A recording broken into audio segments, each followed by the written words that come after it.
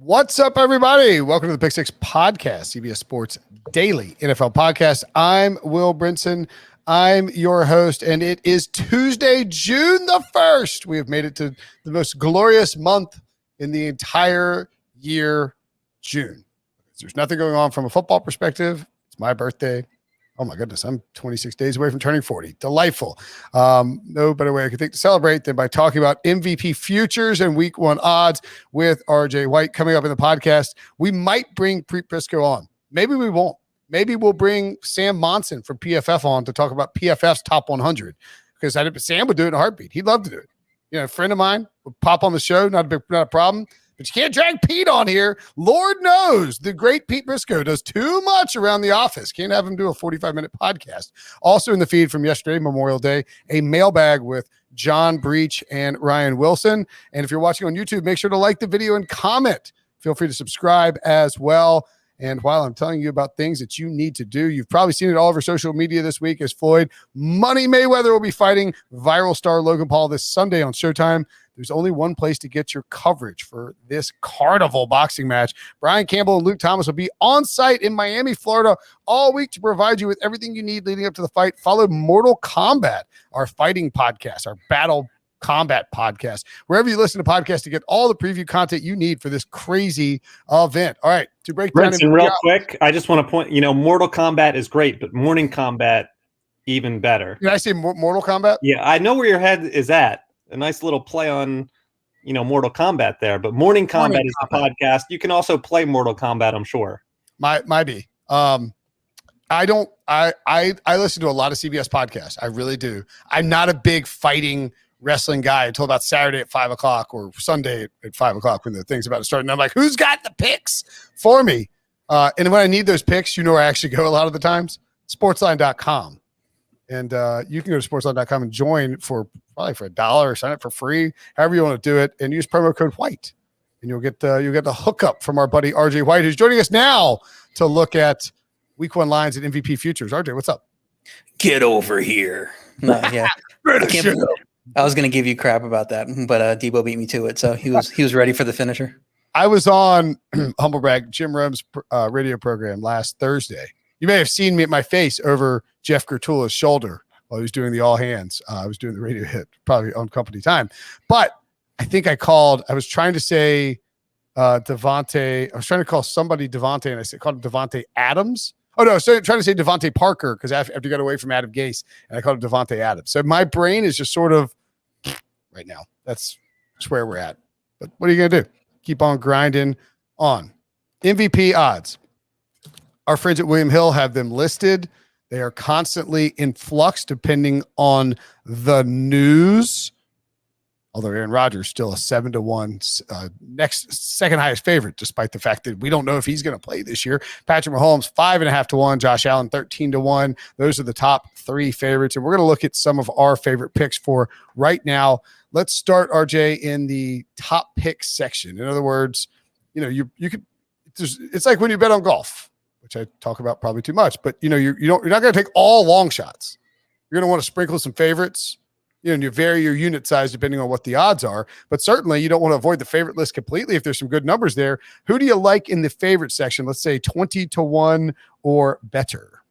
Yeah, Patrick Mahomes is the favorite, and he deserves to be. So, I'm not going to, downplay anybody who won't bet him, but I just don't see a lot of value in his odds now. Lamar Jackson was 13-1. He's now 16-1. I think that's too high. I think that you put him behind Josh Allen. I mean, Lamar Jackson's already proven that he could do it. He has an MVP. Baltimore's probably the team most affected by COVID last year, including Jackson missing a game. He didn't look right as a passer after his return, even though they were winning games. I expect the Ravens to put more on his plate in the passing game. They brought in Rashad Bateman. They brought in Sammy Watkins. I think they need to diversify the offense a little bit, and they knew that. And so they went after some pass catchers. And I think that could catch some teams by surprise early, if they make drastic changes to the offense. We've seen it before where they change things up and they're very smart in what they do. And that could help build up his stats and get him under. So we know he's one of the few guys in the running who has won the MVP. He has that already on his resume. Clearly that ceiling is there. Clearly voters will think about voting for him when it comes to that time because they've done it before, and it makes him a good value behind Josh Allen. Like I said, he's tied with Matthew Stafford. I think Jackson should be at least tied with Allen, maybe even ahead of him, and definitely ahead of Stafford. Yeah, it is surprising that he's that low. I think, but not surprising that he's that low. I mean, I guess people, we expected after his MVP season in 2019 this big leap forward in his passing stats last year that didn't necessarily come. The Ravens were, lethargic at points on offense and didn't exactly, they didn't win the division, right? They had to sneak into the playoffs. So I think that may be where it comes from, but that gives him value. I mean, you're buying low on a guy who's won the MVP before and can put up stats that I think this is fair to say literally no one else in football can. That's fair. Right. And I think they'll be, I think they're one of the probably two or best three teams in the league. I think I put them ahead of Buffalo in my power ratings right now in the AFC. So I think there is value with him because I think they could get to 13, 14 wins. And if you're battling for the number one seed there, that's one of the things that you do is you look to the players on those teams to be MVP, the quarterback specifically. And there's also, we talk about voter fatigue on here a lot and how people don't want to keep voting for the same guy. For instance, you don't want to vote LeBron James MVP of the NBA every single year. But there's also sort of a reverse thing in that Lamar Jackson has won the MVP, which makes it not far-fetched that you could vote for him to be the MVP if he has the best season. If that's a tiebreaker, it's not like, oh, he's already won one. It's like, okay, he is an MVP caliber player and he has these massive stats. The Ravens were the one seed in the AFC, et cetera, et cetera. So certainly I think that could help him out in terms of the voting. A guy that I had on my list, and I believe you have on your list as well. I like Lamar at 16, but if we move down to the 18-1 range, and you can see us posting these on YouTube, not Russell Wilson for me. No, Dak Prescott, and frankly, I also like Matthew Stafford, but 16-1 feels short. The only thing that I'm worried about Dak with is he might just win comeback player of the year, and they feel like that's his nod. And the Cowboys defense isn't good enough to get them to 10, 11, 12 wins. And therefore Dak, maybe not a great value, but I think at 18-1, it should probably be more like 13-1 or 14-1. He was on a roll before his injury. He had 3 straight games with 450 plus passing yards and 3 plus total touchdowns in each of them. Weapons are just as good this year as they were last year. That defense, you said they might cost them, wins, but they should make Dallas have to pass a ton and go through a fireworks type of explosion and win games sometimes. So if Dak plays a full season, you figure the Cowboys will go from 6-10 to double-digit wins. I think at least get to 10 wins. They're division favorites, so they're going to be in the running for that division. It's a weaker division, and so if they win the division, they're a 2 or 3 seed. I think that matters to voters. With Dak, his 2019 season, 4,900 passing yards, 30 pass touchdowns, 11 interceptions. That puts him in the MVP conversation already. Once you extrapolate that out to a 17-game season, he's over 5,000 yards. Not that many quarterbacks have done that historically. We're probably going to see a few more, but he's one of those guys that could definitely get there because he's shown that ability through a full season already. So you put him with those weapons, the offensive line will be better if it stays healthy this year. And I don't love the defense, but I don't think it's going to stop them from winning 11 or 12 games. So I like Dak at 18-1 too.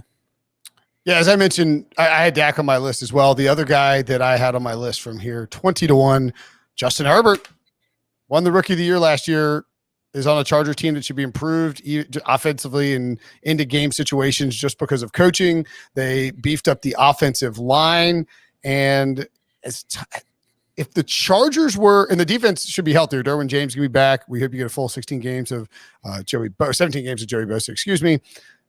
They look complete to me on paper, and they have great weapons outside. There's a possibility to get Julio Jones, but if they were to topple Andy Reid and Patrick Mahomes and win that division and secure a 1 or 2 seed in the AFC, and Herbert plays anywhere like he played last year and doesn't have just a huge, come back to earth situation, I think he will absolutely get consideration for this award. Yeah, it's tough for me because they're in that division with the Chiefs. So it's just, you don't expect him to win the division, and he's going to get it as a wild card. I don't think so. So that plays against him there. It's a new coaching staff. We've seen new coaches kind of struggle. He has to play in a new offense. He's going to be familiar with the players, and he's a talented guy. So maybe he can overcome that. But I think he probably starts out a little bit slow, having to adjust to things like that. Even though I do, we'll talk about that when we get to our week 1 picks. I don't know if he makes up the ground with guys like Mahomes and Jackson if he starts slow.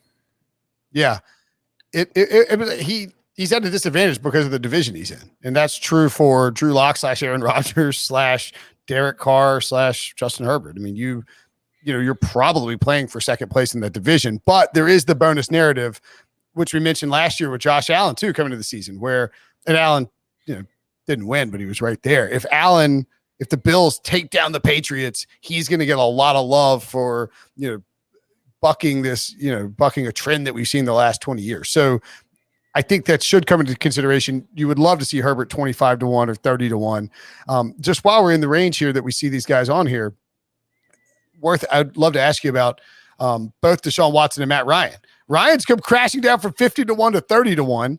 I got him at 50, I think, but I sort of wish I could sell it because if Julio Jones is traded, I don't feel very good about Matt Ryan winning MVP. And then Deshaun Watson at 25-1. Is there any value in that, RJ, or is it just priced appropriately for the unknown of his situation? I don't think you can touch him at 25-1, even if he does play. And let's say he plays 17 games. That team is bad around him, and I don't think they're going to compete to win a lot of games. So, I expect him to be under 500, even if he is playing. And you're not going to give the quarterback the MVP there. It's just not enough talent on both sides of the ball. So I think he should be I think this is taking his talent into account more than it should. I think team context isn't being taken into account. I think he should be a lot, further down this list. It's the same thing. The reason that Matt Stafford's bumped up to where he is the team context, but it seems like that's not in play here for Deshaun Watson. So I would avoid him. And then Matt Ryan, that defense is going to be worse than Dallas. You were talking about the drawbacks of Dak. That defense is bad. They play in another tough division. I don't think that they're good enough to take down even New Orleans with their quarterback situation in flux, much less Tampa Bay. So, I don't like Atlanta. They're a new coach in that situation too. Like I wouldn't play either of those guys at that price. Yeah. I would like Tannehill, Ryan. The problem is this market has become they become increasingly wary of longer shots. And this happens throughout the summer where the numbers shrink because it's happened, I guess I guess it didn't happen last year, but Aaron Rodgers was a little bit of a longer number, but Josh Allen was a guy who was 45-1 right after the draft. And then that number got hammered. It shrunk down and books are scared of that. They got lit up by Lamar Jackson the year before that and lit up by Patrick Mahomes the year before that. Is that right? Mm-hmm. 8 or Mahomes won in 17. Mahomes won the year before Jackson. Yeah. So if Lamar won in 19, yeah, and Mahomes, and you nailed Lamar, you nailed Patrick Mahomes as an MVP candidate before the season, and it was like 60-1 or something like that. And so I think the books have become increasingly wary of these longer shot quarterbacks. And we should point out too, when we're doing this list, you'll notice that RJ and I are not including running backs or wide receivers. Do not bet on a running back or a wide receiver to win MVP. What you need to look for is a quarterback on a team that can win double-digit games, and whether or not he can be value, which leads us to the 35-1, 30-1. I'll scroll up a little bit, Debo, because Baker Mayfield is on there at 35-1. And yes, that's right. I'm going to be backing Baker Mayfield to win MVP. If you look at the Browns are like 16-1 to win the Super Bowl. I think it's more likely that Baker Mayfield has a monster season. They win 13 games and he wins MVP than it is that the Browns win the Super Bowl. The only drawback here for me, RJ, is that if you look at Baker Mayfield's stats last year from a volume perspective and Kirk Cousins' stats, the only year in which the same you're dealing with the same coach, not good. Like they don't have. It's not a ton of volume. This is going to be a running attack for the Cleveland Browns with Nick Chubb and Kareem Hunt, and so that would be my only real concern about Baker. I think he takes another step forward in this offense under Kevin Stefanski. And if he does, and the Browns are the best team in that division and win that division or a top seed in the AFC, then he's going to get consideration there. But the volume is a bit of a concern for me. Yeah, I just don't think the number is going to be there in that offense. That's my main drawback with him. They can have success, but you see that they want to do it with defense and running the ball. And so I think that's going to be the play for them. We do like playing only quarterbacks. Only quarterbacks make sense. Now, if there is a season where it's going to be a random running back or receiver, I think it could be this one in this year where we're extending the season of one more game to 17 games, because that increases the probability of somebody putting up, a record number on the running back or receiver side as well. So if say Derrick Henry runs for 2,100 yards, which, adding an extra 150-yard game on his tally, whatever else he does, people are going to be like, oh my God, 2,100 yards. We got to start thinking about him for MVP if the Titans win that division.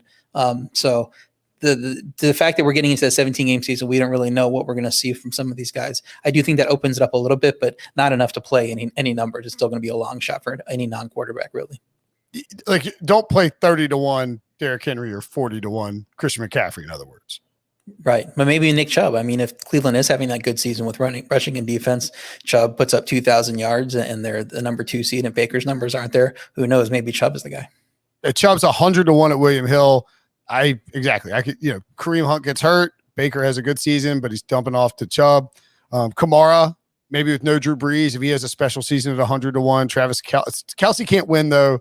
The problem is you've got to have a skill position guy who wins despite his, you can't have Kelce with Mahomes, because if Kelce puts up big enough stats to be considered the MVP, Tyreek Hill is going to have big stats too, and it's just going to be Mahomes who gets it.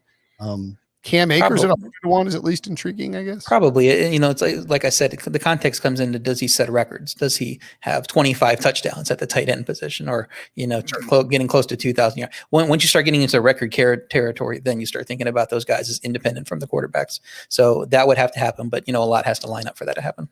Yeah. The only guys I see below 100-1 are, again, Derrick Henry 30, Christian McCaffrey 40, Dalvin Cook 60, TJ Watt 80. What are we doing here? Aaron Donald 80, Devontae Adams 80, and Michael Thomas at 80. I would probably avoid anybody who is under 100-1. Who else do you like in that? Do you like anybody else in that 30 to 50 range, RJ? The mid-tier guys, so to speak? Yeah, the clear Mahomes / Lamar candidate for me this year is Joe Burrow at 50-1. We look at those second-year quarterbacks making the leap like Mahomes and Jackson. Burrow was the number 1 pick for a reason. Now he's got Jamar Chase in the fold. Now he has a full offseason of prep. Love his potential to put up big numbers if he stays healthy. That defense isn't going to be great. So if the offensive line can block even a little bit, I think he's going to have a big season. The thing that hurts him also is his division, playing 6 games against some very good defenses. But the potential is there, and we're talking about 50-1 here as opposed to 20-1 with Herbert. So if Herbert was, a little bit lower and down close in that 35-1 range, I would like him more and back up what you were saying there. But Burrow, I think, kind of has that same argument. All he has to do is stay healthy. You can't ever, just assume a player is going to stay healthy. But when we're talking about these longer shots, you just assume health, and then you really like how it sets up for him. So I would play him at 50-1. Obviously, the obvious concern with the Bengals and Burrow is winning games. They pretty easily could be the worst team in that division. I can't see a guy whose team is 4th place in the division winning MVP.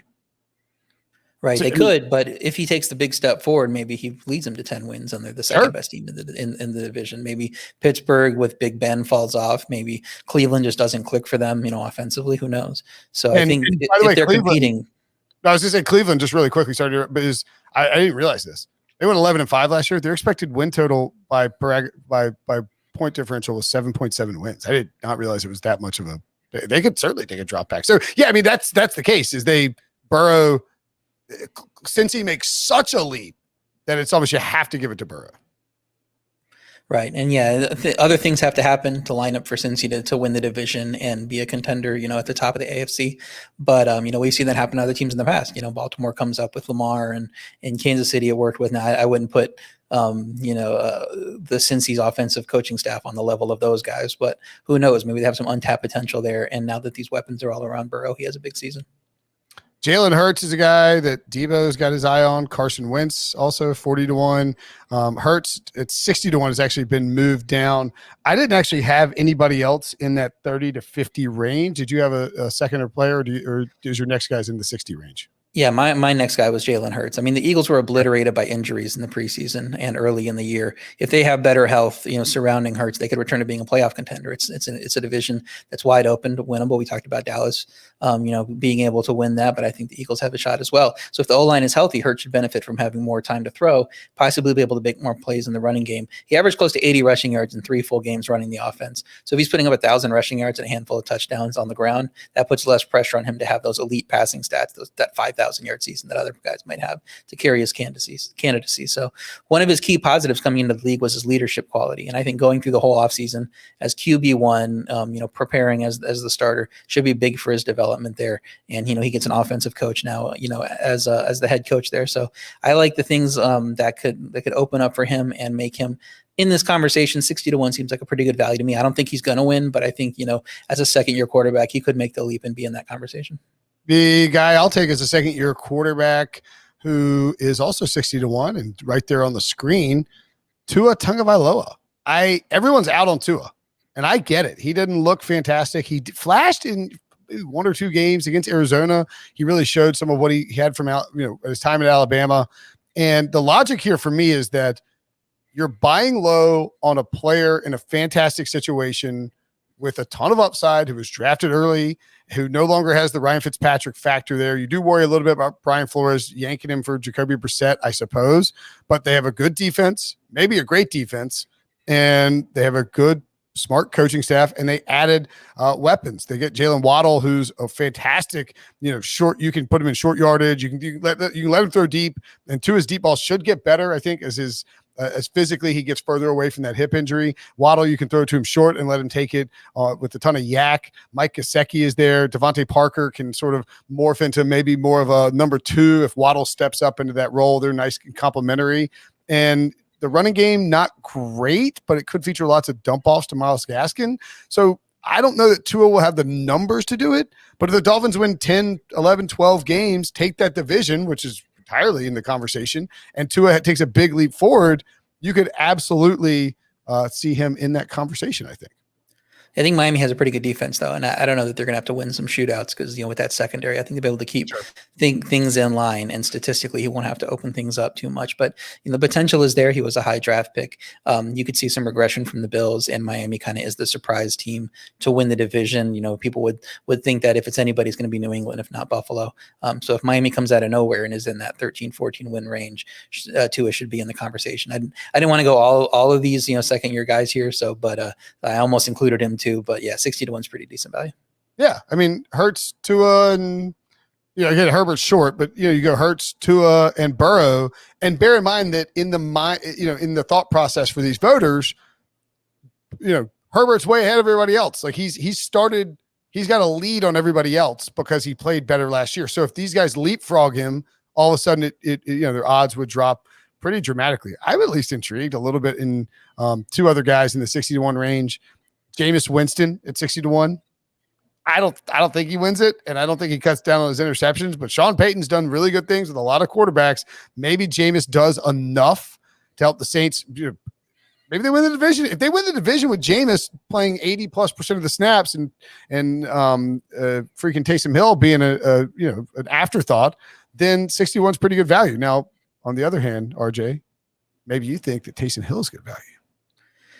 Yeah, the thing about Jameis is even if he is the starter, he is going to have a ceiling of like 80% of the snap. They are going to mix Taysom Hill, and if they did it with Drew Brees, they're not going to hold off not doing it with Jameis Winston, obviously. Right. So Hill's going to be a part of that offense. Now, if he's the starter, at 150-1, I mean, if Sean Payton really thinks it makes him the starter and he thinks that he can build an offense around his strengths, why can't he have success? Believe in Sean Payton because he's a pretty good offensive mind. People seem to love him, as an offensive guru. We don't think Hill's a skill enough passer to be successful long term, but he did complete at least 72% of his passes in the three competitive starts that he made. I don't count that Denver game where New Orleans didn't have to do anything on offense to win that game because Broncos didn't have a quarterback. So if Hill's racking up yards and touchdowns on the ground and he's completing 70% of his passes, I mean, there's going to be an argument for him if he's the starter and Jameis isn't playing. So, I like with the Mahomes pick 2 years ago, you have an uncertain quarterback taking over with a great support system in place in terms of coach and surrounding talent.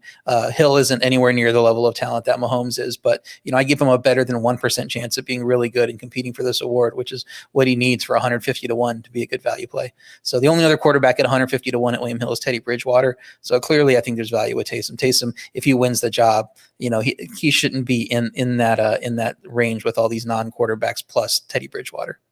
So play him up to like 75-1, 60-1. I think that's fine. You're still getting decent value on him there, especially if it comes out that he's trending toward being the starter. Yeah, if he's the week one starter and he's going to play 80+ plus% of the snap or 100% of the snaps, and Jameis is just benched. You're right. 150-1 is a nice play. The one problem, and look, this is just the reality when you get into these guys with the longer numbers. I always think about Pete Prisco's an MVP voter. Could Pete Prisco bring himself to vote Taysom Hill MVP? Pete, no, but I think most other people could. Most other reasonable human beings. Kirk Cousins at 60-1 was somebody that I thought was at least intriguing as well, because maybe Aaron Rodgers gets traded. The Lions stink. The Bears, Justin Fields isn't ready, and Andy Dalton's not that good. And Kirk Cousins and the Vikings, their defense has improved. He still has to throw a lot. Justin Jefferson has another big season. Adam Thielen too. And Cousins has, 4,500 passing yards and 30 passing touchdowns, and the Vikings win 12 games. 60-1, you could do worse. But again, as I mentioned, you're not going to find a bunch of people who want to vote for him. The same goes for the two guys that I'll throw out at 100+1 that I saw. One, Sam Darnold at 100-1. I don't think Sam Darnold's winning the MVP. I think it's pretty unlikely. I think it's more likely that Sam Darnold wins MVP than it is that DeAndre Hopkins, Zeke Elliott, or Nick Chubb win it. I mean, if Darnold goes to Carolina and they're good, they win 9-10 games, which is not out of the question, and they're in the hunt for the division, and the Buccaneers aren't blowing everybody away, and the Saints struggle, then Sam Darnold could be in the mix because he'll be the thing that differentiated Carolina.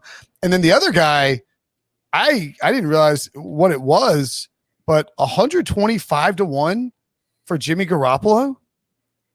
How quickly do we forget 2017? Alex Smith was in this exact same position with a great offensive mind and a young quarterback who just been drafted with a high pick that was used. The team traded up to draft this guy, nipping on his heels, and Alex Smith was the MVP at midseason. Why not take a stab at Jimmy Garoppolo and hope that he just lights it up and he keeps his job the whole year while Trey Lance learns behind him, and all of a sudden he has monster numbers in Kyle Shanahan's system? 125-1 is basically priced as if he'll be benched by week 5. And if he keeps that job, which is entirely possible, 125-1 is a steal. Yeah, love the value there at 125-1. I just don't think that he'll be the starter all year. I think they'll get itchy about playing Lance at some point. I don't know about week 5, but unless they're running away with the division, and I don't think they will, but I think it's going to be a competitive division.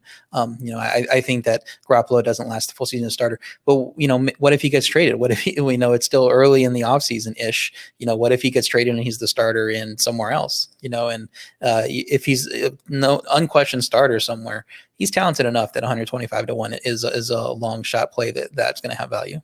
Like maybe he gets traded to Denver, or I don't know if New England would be the spot anymore with Mac Jones there and Cam Newton, but there are certainly places he could get traded to that he could. Yeah, How about at Green Bay? Aaron Rodgers retires or gets moved somewhere else, and Green Bay turns around, trades for Garoppolo, and with that offensive scheme that's already had success, and with Devontae Adams as his number 1 receiver, I mean he could have a good season there. I'm seeing 76-1 on my local. That's probably too short. I want 100-1 or more for James Garoppolo, right? God, Jalen Hurts is 47-1. The sawed off odds I'm getting here. This is garbage. Can you imagine betting on Dalvin Cook? Derek, yeah, these are bad. Jameis Winston's 51-1. What is happening on here? Out of town. Ryan Fitzpatrick, 95-1. No, I don't think so. Just kidding. All right, those are our MVP picks. Yeah, it's early. A lot of offseason to go. Things can happen. Trey Lance could suddenly be a pretty good value if he's the starter in week 1. Who knows? But we'll have to wait and see about week 1. We'll tell you coming up after the break what are some good bets for week 1. Next. So week 1 odds are already out because I don't know. Has it always been this early for week 1 odds? It hadn't been, right? Typically it is. Typically it comes out a little bit before the draft. Last year was weird because we didn't know what was happening with the season. So right. I think they held it a little bit, to put them out. But typically we see it come out in mid-April, and we react to it for the draft. And then once the actual schedule comes out, we go, hog wild with all these picks. So we're used to having it by this point of the offseason. Yeah, that's true. So let's get into the bets that we like. What's your first bet that you're making for week 1 of the 2021? If you're making it right now, and you're not, I would assume you're not making these bets right now because the lines will stay. you would only want to make the bet if you're betting on a dog, right? You wouldn't want to bet a favorite and then somebody gets hurt and all of a sudden the line shoots down. Does that seem fair, or you just stay away and wait?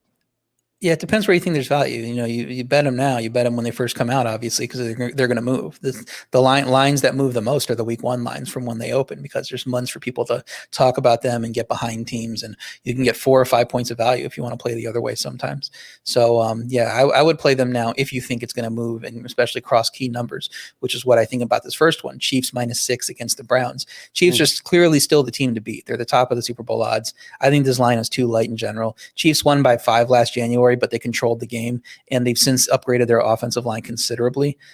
Cleveland's had some success in shootouts last year, but I don't think that's how they want to play. We talked about them wanting to be more control of the ball, and if they have to get in a shootout with Patrick Mahomes, I can't see them keeping up. So I expect this to close at least Chiefs -7 and maybe even higher. So getting it at -6 now, Chiefs at home in the home opener, I think is the way to go here. Okay, my first bet for week one, we'll go straight to the opening matchup between the Cowboys and the Buccaneers. And I realized that in doing this and taking this over at 51.5, I'm probably going to regret it in 3 months. But I think this number goes up as we start to see Dak Prescott play at a level that is like, oh, this guy's just healthy. And what we've seen early on in OTAs is that Dak is just on the field and he's just ready to play. Now, the Buccaneers defense was very good, particularly down the stretch. They bring back everybody. There's no reason to think there won't be plenty of continuity there. But this Cowboys offense should be awesome. And they should be at full strength in week one. I don't think they'll come out and try to pound the ball against the Bucs. That's not how you beat Tampa Bay. If you try to run the ball with Zeke Elliott 1 billion times, you'll get killed there. If you throw the ball and set up the run, which is what the Cowboys can do with CeeDee Lamb and Michael Gallup and Amari Cooper, and Dak is the trigger man, and Zeke Elliott and Tony Pollard being able to catch balls, then I think this can turn into a shootout. And there's no way that Dallas, with a bunch of inexperienced rookies, are going to slow down the Tampa Bay Buccaneers offense. It's week one. Tom Brady and Bruce Arians, they're not going to come out and try and score with Rojo and Leonard Fournette. They're going to want to light it up and show people that they are here to put a stamp on the season. 51.5 is high, but I like the over. It is a little high. I do see the anatomy of a shootout here, so I would do agree. But I don't know if it's going to get much higher. So I don't know if there's a ton of value. But yeah, if we're talking on September 1st about what our week one plays are, and it's 51.5 still, I would probably like it at that point. So I don't mind taking it here if you want to take it. I think the only reason I don't think the sports, but like William Hill's not going to want to push it up to 54 or whatever it is, and then have everyone hammer the under. That would be the reason you maybe see it be a little stagnant. But if Dak looks awesome in the offseason and preseason and he looks completely healthy, I think the number will climb 1.5, 2 points, something like that. So I would rather take the over right now. What's your next pick? So I'll go on all the way to the other side of the slate and the Monday night game. Baltimore -4. Work for it. Baltimore -4 at Vegas. I have Baltimore as one of the 2 or 3 best teams in the league. I think they're going to be a bit more versatile on offense this year. And even if they're run focused here, I'm not sure Vegas slows them down with that defense. So I expect them to win in the trenches handily on both sides of the ball in this matchup. I think later in the season, this line would look like Ravens -6 or -7 if I'm right on how good they are. So to get them at 4 here, I think is a great value because I think they win this game pretty easily.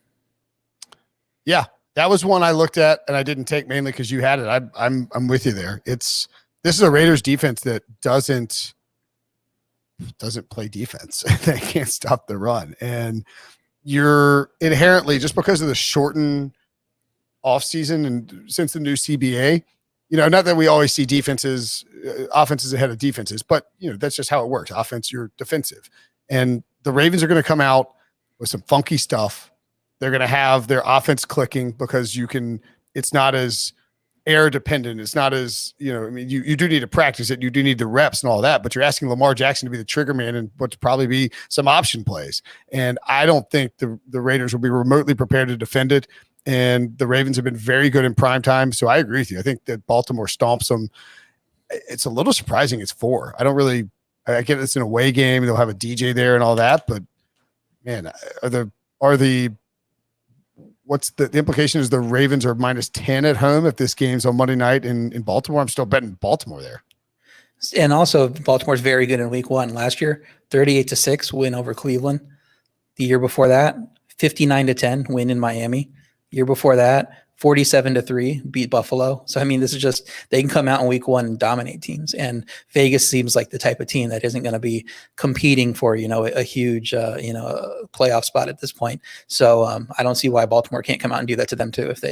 There really is the expectation of this could be like a blowout win, not just you squeak by with a 6 or 7 point win. You know what this reminds me of is the Raiders-Rams matchup a few years ago. So I don't know if it was maybe McVay's second year and Gruden's first year. And I lost my face on the Raiders because I was convinced Gruden was going to keep it close. You're in the black hole. No, they got blown out. And there's a decent chance that the Ravens blow them out here as well. So I would agree with that.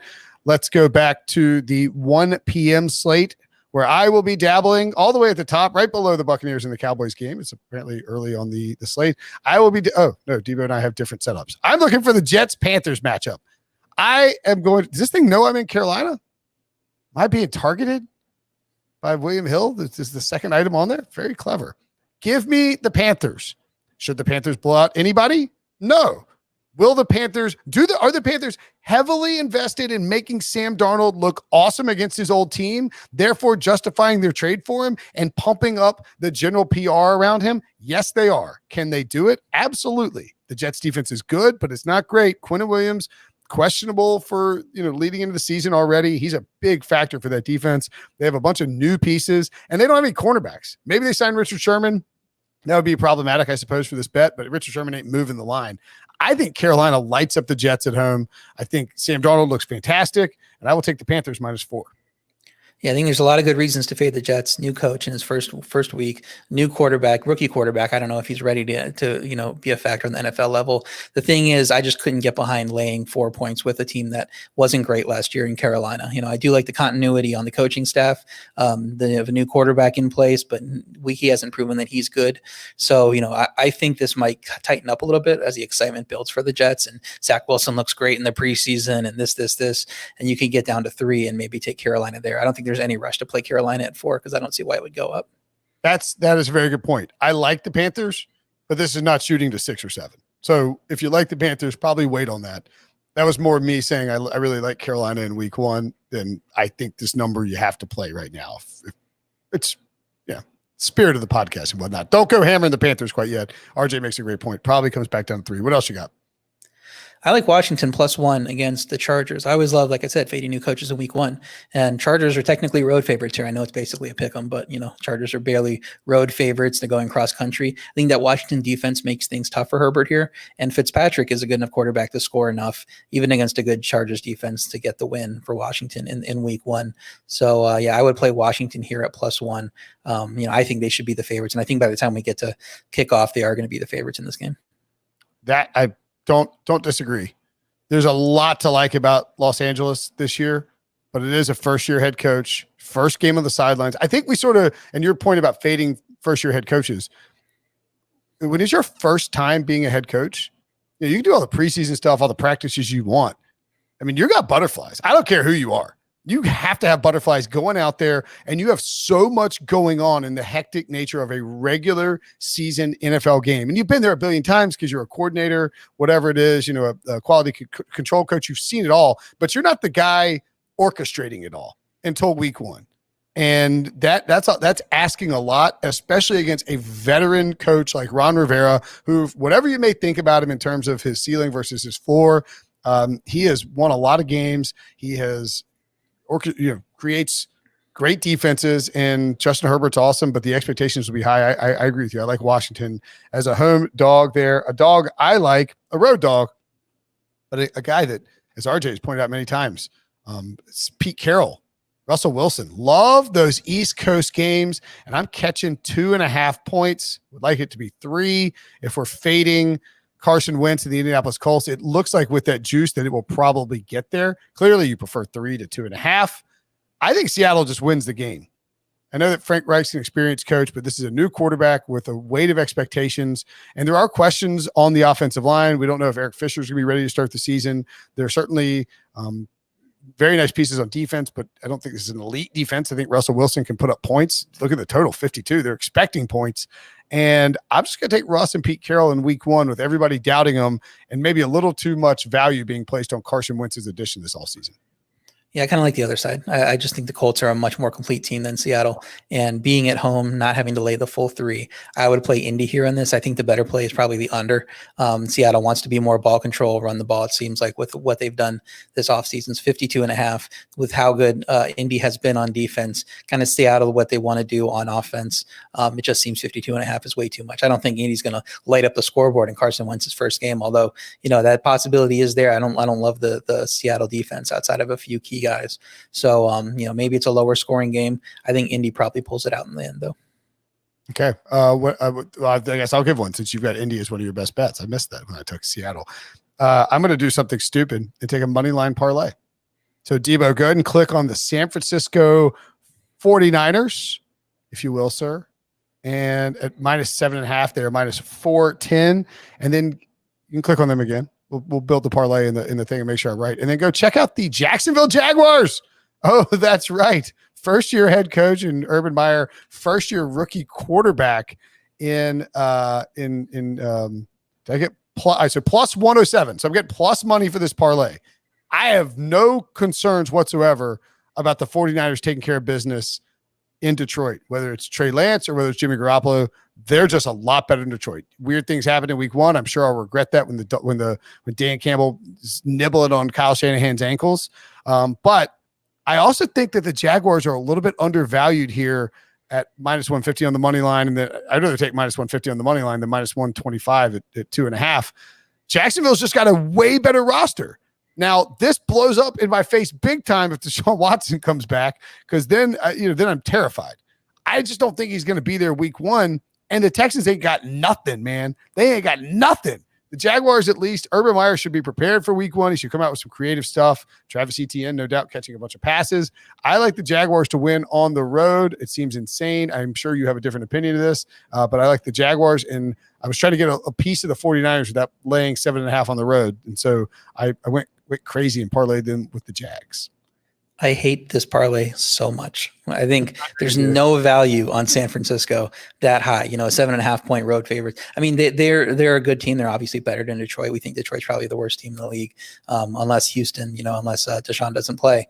But I just don't see any value in throwing this money line into a parlay, because it's week 1. You don't know what's going to happen. Maybe Detroit's good. Maybe the offense figures something out and they hang with them. And we've seen Detroit be feisty early in the season before, even when they're overmatched. So I wouldn't play San Francisco there. And then I actually like the other side of the Houston-Jacksonville game, but I want to wait till it gets to 3, because it looks like it's leaning that way with the -125. There's going to be a lot of excitement for Jacksonville with Urban Meyer and Trevor Lawrence. But once you get to 3, I mean, what if Deshaun Watson does play? I think they're they might be the favorites there against a Jacksonville team that hasn't proven anything, and lost a ton of games last year. And I don't know that Urban Meyer is a good coach. I don't know that Trevor Lawrence is going to come in and be great immediately. So even if it has to be Tyrod Taylor under center with Houston, and I'm catching 3 here against Jacksonville, maybe, at home, I'm not going to trust Lawrence and Meyer to go on the road and be dominant right away. So I think if you get it to 3, you're getting good value on the Houston side, and I would play them.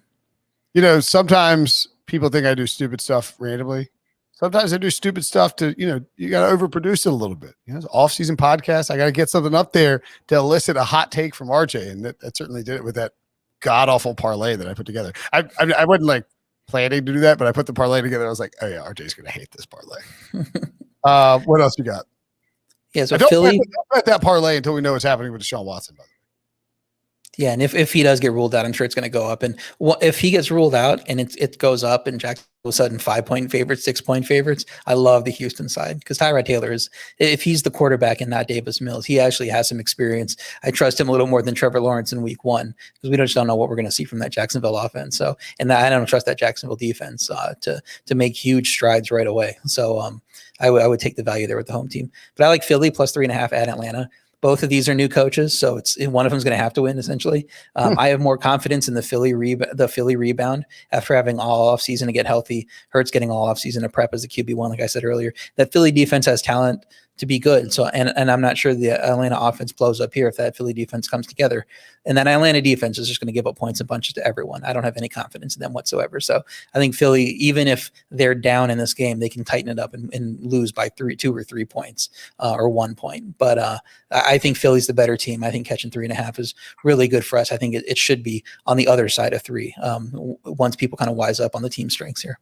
Okay, fair enough. I'm gonna do one that's a prospective play here. The Green Bay Packers are currently plus 130 on the money line because I don't know if you've heard, RJ. We don't know if Aaron Rodgers is going to be on the team. They're in New Orleans. You probably hate this stat too, but they're in New Orleans against either Taysom Hill or Jameis Winston, and we don't know which one. I would posit that if Aaron Rodgers is in for this game, that the Green Bay Packers are favorites. Does that seem fair? Yeah, I think without knowing what New Orleans does, but New Orleans is such a good defense also that it's hard to make them home dogs to anyone. So Green Bay is going to be popular one if Rodgers stays. So I could see that. I think the play in this game is the under. I think going at over 50.5, it's the total at this point, kind of assumes the Saints offense is going to be good no matter who quarterback is, assumes that Rodgers is going to be quarterback. If you get Jordan Love versus Taysom Hill, that total might be 40.5, 41.5. So I think there's some legit, value opportunities there, depending on what happens over the rest of the offseason to play that under. And that under is not going to drop by 10 points overnight. You're right. That's a really good call. If it's Taysom, even if it's Taysom Hill against Aaron Rodgers, I mean, they don't chunk the ball around with Taysom Hill in there. They're going to be methodical, right? And the Saints have a good defense, and especially if they're rolling out an offense with Taysom Hill, they're going to want to win some lower scoring games and play it close to the vest. Be a little bit conservative, not take too many chances, and have Taysom throw a 4 interception game in his first start or that kind of thing. So I think you'll see an efficient offense and the defense rising up like they've done for much of the past couple of years. That's a good call. I like that play. All right, what else do you have against the spread here? Since he's plus 3 against Minnesota at home, I think it's going to get to 3.5. It looks like, the juice is on the Minnesota side. So I like Cincy in that one. Like I said, Burrow coming back could have a big year. Minnesota seems like they had been trending down. We don't know what the weakness of the Cincy offense is the offensive line. Obviously, we don't know if it can stay healthy again through 17 games because they didn't do enough on the offensive line. Well, Minnesota's been losing pass rushers left and right, last couple of years, and Danielle Hunter could get traded. He's been made ways about wanting to be off of the team. So if they don't have him, they're reliant on, the guys they have left. I don't know if they're getting after Burrow much. So I think that him and those pass catchers could take advantage of that Minnesota secondary. They didn't play that well last year, even though, they got better with Patrick Peterson this offseason. And they can make it a bit closer game than we expect. And I like Cincinnati to be value at plus 3.5. Get the 3.5 because I think it's a 3-point game. Yeah, I like Cincinnati there too. They've improved. Burrow, we think will be healthy, unless he's just limping around OTAs or whatever.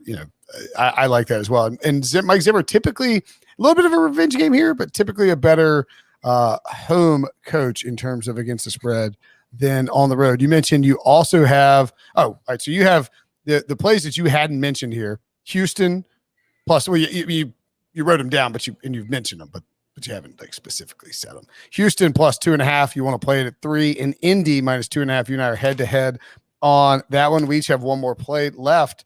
I'll go first. Chicago and the Rams. I know it's Matthew Stafford and it's a big upgrade over Jared Goff, but I've seen this movie. This game doesn't go over 45 points. Not with Andy Dalton out there. Not with that Rams defense. This is a low scoring game. 45 points is not many. And I'm a little scared of it, like 46 maybe, but I think it closes like 43. So I will take the under 45 here on a Sunday night football game that is juiced up a little bit because of the addition of Matthew Stafford and maybe because Justin Fields gets drafted. And I think even if Stafford does play well, in this game, you could still hit the under because there's no guarantee against that defense. The Bears are going to go on the road and score more than 14 points in this game. So you get 30 to 14 and still come in under. So yeah, I kind of like that play. 45, I don't see it moving much around that. So I don't know that there's much need to rush out and bet it now. So we'll see what happens over the rest of the offseason. Yeah, I mean, you're right. This is not one that you have to get now because you don't really see a lot of NFL unders, and especially in week 1, get down to 43 or lower. But I don't think it'll go up either, unless Khalil Mack gets hurt or Aaron Donald gets hurt or something like that. These are 2 good defenses that are going to make life tough. And it would be kind of surprising if Matthew Stafford came out and was just on the same page with Sean McVay completely and ready to light things up. But we've seen the Rams certainly put up points quickly. All right, what's your last pick here? Yeah, I'm going with Tennessee, -2.5 against Arizona. I think we expect them to take a step back. They've lost some pass catchers. People don't believe in them as much this year, but they've overperformed expectations the last few years. They have a great coaching staff. They've shown that they can outcoach other teams, and I think that they're going to have a decided advantage against the Arizona coaching staff in this game because I think they might be a little bit less than the sum of their parts from what we've seen the last couple of years there. So I think Tennessee is a good play. I don't know that they're going to slow down Derrick Henry much with that defense, and the Tennessee defense can do enough to keep Kyler Murray in front of them, win a little bit lower scoring game here, but win it by like 6 or 7 instead of, a 20-19 type of thing. So I think Tennessee's a little bit good value here. I think it probably gets to 3. Yeah. And this is one of those where we'll see how this all plays out. But I was, you get asked a bunch about the Julio Jones situation, how it'll affect markets. And we talked about this on various podcasts doing the divisional stuff. If Julio Jones goes to the Titans, and that's a possible landing spot, been rumored there, they desperately need another wide receiver besides, Josh Reynolds is their number 2. If they get Julio Jones, I'm not saying the line's going to go to 7, but it's definitely Julio Jones will push it over to 3 because people will be going to bet the Titans, and books will just adjust it to the point where it's 3.5 or 4 or something like that. And I mean, don't you agree with that while also acknowledging that Julio Jones is not worth 2 or 3 points of the line? Yeah, he shouldn't move the line that much, but he will. I think people won't stop betting it until it gets to 4, but I think it should be 4 anyway. So if they get him in it, then in my eyes, the value bumps to 4.5. I still think you're getting decent value, especially if you're playing a 2.5. Yeah. So now would be the time to bet the Titans, especially if you think that Julio Jones might go there. And the same applies to the Titans to win the division, or, their odds they're going to flip with the Colts if they get Julio. And it might not happen, but they'll be minus money once that hypothetical deal goes down. All right, that's probably 12 or 13 bets, because I got maybe 14 total bets. I don't know how many we had exactly the same, but that's a lot of bets for week 1 and MVP picks. Incredible. RJ White, anything else you want to promote, shill about? Anything else you want to throw out there? Go to Sportsline. I know it's a down year for a lot of people, especially football fans, but we got great content. We talk horses with the fights, combat sports you talked about earlier. I mean, we've got stuff on Mayweather, Paul, and all the MMA every week. Soccer, we've had a ton of soccer content. We're going to keep going with international soccer. It's on there. Baseball, we have parlays that have been doing well based on the model. Most days where there's a lot of night actions, you can go find some pretty good parlays to play on MLB. And of course, we're hitting NBA playoffs every game, with picks. Extra picks are doing there, and we have posts on the site as well. So a lot of good stuff coming their way. We're also rolling out a ton of fantasy football content starting in the last few weeks at Sportsline and going all the way through the start of the NFL season. So get prepped for fantasy football as well as getting your betting advice all in place at Sportsline. Yeah, and I would say that Mike McClure and is it Justin Perry? Is it Perry? Perry's been on MLB. Yeah, Justin Perry and Mike McClure have been doing really well in the MLB. And you can, if you little secret here, if you want some free picks, I mean, I'm not saying don't sign up for Sportsline, but you can go listen to the Early Edge podcast with Coach Larry Hartstein, Mike McClure, a rotating ensemble of people, Sportsline Pod, and they give out picks every morning. And I mean, I tell Mike McClure every day. They move lines, especially McClure giving out picks on his Discord sometimes, moves a line within 30 minutes. So you want to get in, get the edge before the line moves, get the good value, because it's all about closing line value. If you get in the value on the closing number, you're going to win more often than not. Yeah, especially in baseball where you want that positive, you might come out of a baseball season with a losing record and you're up units because you're taking underdogs at a value. But if you want a dog at plus 110 and then it moves to minus 105, and that's a huge difference. So I don't know what, anyway, we're getting into the weeds on baseball gambling here, but the point is go to sportsline.com/join, use promo code WHITE, get your first month either free or for $1. It'll be dirt cheap, and you'll be rolling in cash by the time that August comes around. RJ, thanks buddy, as always.